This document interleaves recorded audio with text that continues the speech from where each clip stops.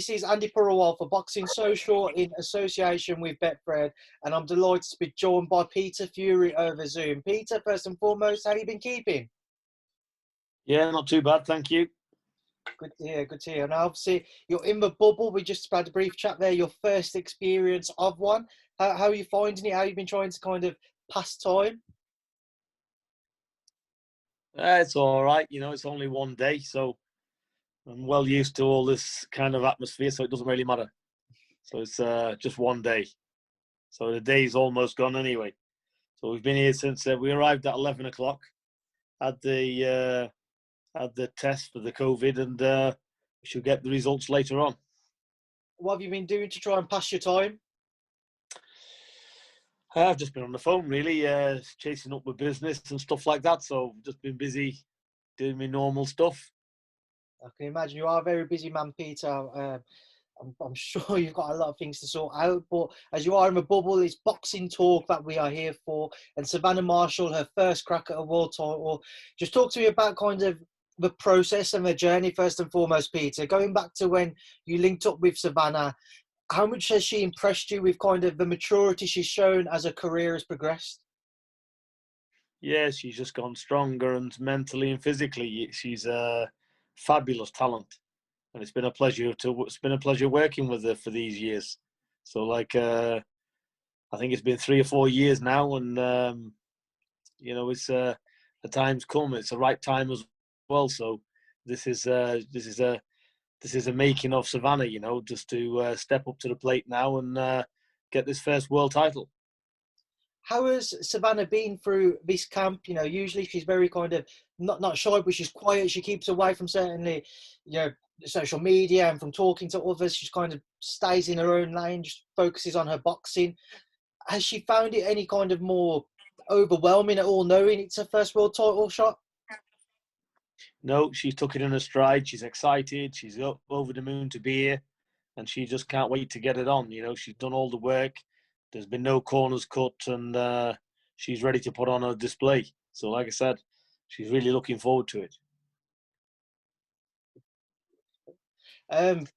With this fight as well, you've got a brilliant buzz. Sorry about that. Somebody's trying to get through. That's all good. Obviously, there's a brilliant buzz around women's boxing at the minute. I'm sure Savannah's eager as most women are to kind of get onto it themselves and to make their own impression on the sport. How has she felt about how you guys looking at it, rather the buzz around the support that's been growing for female boxing? Is this kind of an even better opportunity for Savannah to grow her own following and to showcase her own talents to a bigger audience? Yeah, I think, once you become a world champion, it changes anyway. And, this is a good fight. It's two British girls getting at it. So it's two British fighters. So it's a good fight, and it'll be entertaining as well. So it is good for women's boxing. Hannah Rankin, Peter, what do you know about her, and what have you been preparing for in her? We know she's a tough woman. She comes to fight, and she'll lay it all on the line. So, we've got our preparations, and we're happy. So we'll soon see. How do you expect the fight to play out? Well, it's not for me to really say how it's going to play out. What my job is for Savannah to put on a clinical, masterful performance, and that's what she's going to do. So she's very confident. I'm very confident in Savannah, and I believe she's going to be a phenomenal world champion. Hannah's obviously past opponent of Claressa Shields. Have you guys kind of looked at that all? Has Savannah looked at him for she wants to get a better result than what Claressa Shields did against Hannah Rankin when they fought a couple of years ago? No, styles make fights, and we're not taking anything from that or anything at all, actually. We've got it's a different day. So, we're looking at an improved Hannah Rankin. So let's see what happens. We're expecting a good fight, and we're just looking at getting the win as best as possible. I know you'll very much be focused on this fight first and foremost, but provided everything does go to plan and you have a new world champion in your stable come Saturday night, is it going to be a matter of going straight in for the Clarissa Shields fight? Is that the fight both you and Savannah would like to see after Hannah Rankin? Well, sure, if the finances are right for Savannah and she's happy with it, then she'll take that fight. So, like I said, we're not looking at that anyway. We got a serious world title fight here Saturday, so we're not looking at anything beyond this. So once this is out of the way, then we'll have a look at see what else is available. Moving on to Huey, how's Huey been keeping? Huey's very good. He's training every day, and he's got a date on the 21st of November, and on the Whyte-Povetkin card, and we're looking at opponents as we speak. Sorry, Peter. I was just going to say, talk to me about the opponents front. A lot of kind of the leading names have all got fights lined up now, are certainly being mentioned for certain fights. Who is Huey looking at? Is it going to be hard to get kind of the caliber of opponent and opposition you would have liked to have had because of the current situation, the fact that so many fights have been agreed? I think there's still good fights out there. There'll be good fights to be made, and they're dealing with it. And once we get a list of these fighters, we'll pick one. What would we be looking to see from Huey this time around? I remember when he fought last time, you said you was excited for him to show everyone what you'd been working on in the gym. Granted, he stopped his opponent, and his opponent wasn't necessarily of the caliber that we'd expect to see Huey in within the future, but it was kind of a sign of what we was all looking to see from him. What should we expect to see when he's back in the ring on November 21st? Yeah, there's been quite a few changes. He's bigger. He's a lot stronger. Like I said, he's 17 stone 7. So, like I said, he's filled out. He's a mature man now. So it's going to be interesting. I'm excited to see, and I'm looking forward to his next fight. And everybody else will see what we've been working on. I saw an interview you did the other day, Peter, and you spoke about the past experiences Huey's had with top level operators such as Alexander Povetkin, Joseph Parker, Kubrat Pulev, which have all been within the last few years. Even though they didn't go to plan on the night in those fights, how much better do you feel Huey will be for that now, looking back with regards to the experience moving forwards? Well, when you look at them fights, you've got a boy versus a man. So now it's on an even playing field. You've got somebody now that's maturing into his years well. So so like I said, I'm very happy with Huey, and his time's coming.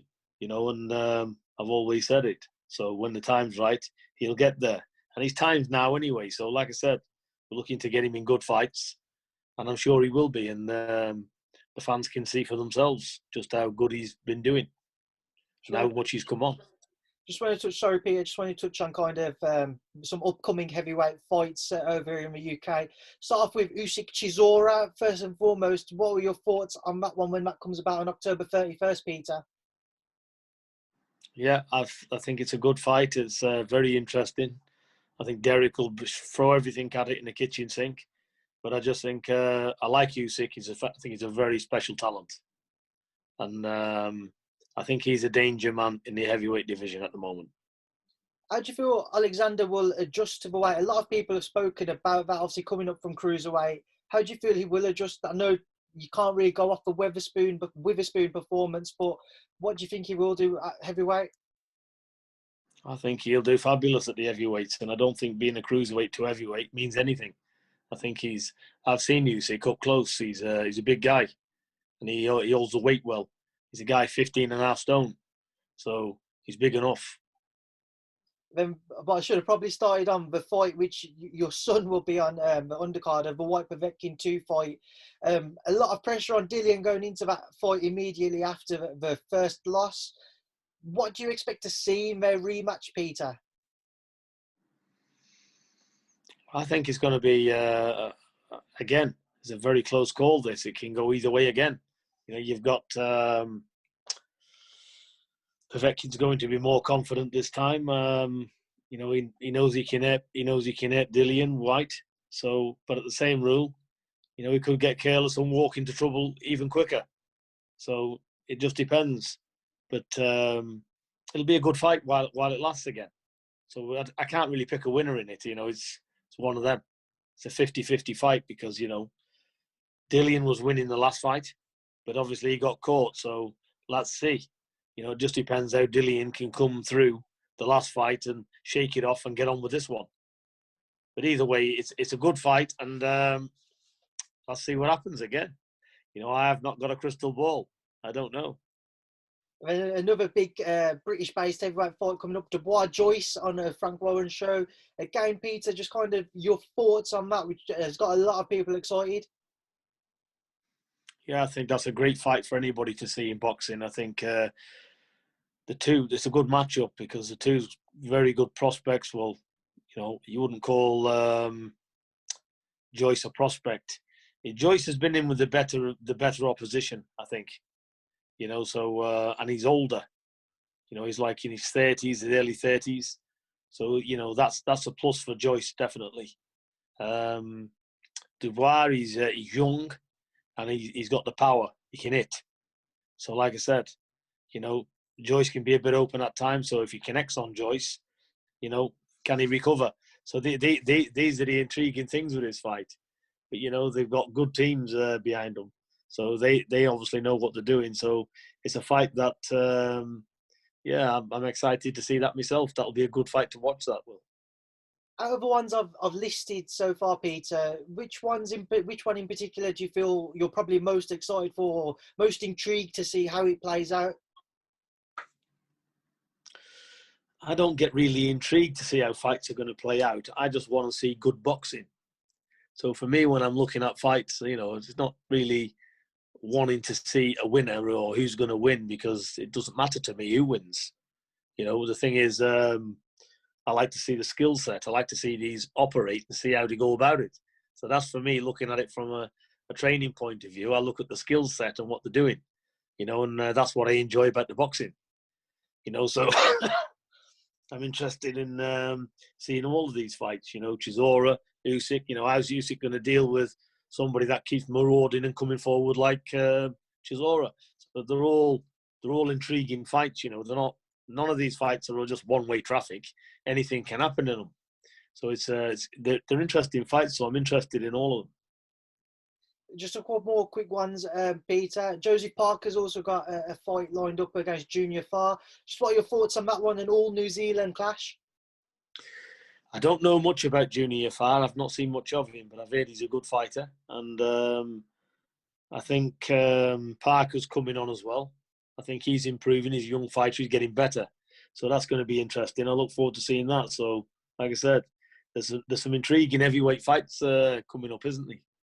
It certainly is, Peter. Do you feel, just with Joseph Parker, on the back of the losses he's suffered in his career now, and given that Huey's coming back up and on the build again from the losses he's suffered, we could see them to meet in the near future, especially if it becomes difficult to get certain fights made with kind of a cross-promotional stance and what have you? 100% probably down the line. It's all about winning, isn't it? They both keep winning, and maybe opportunities will come again.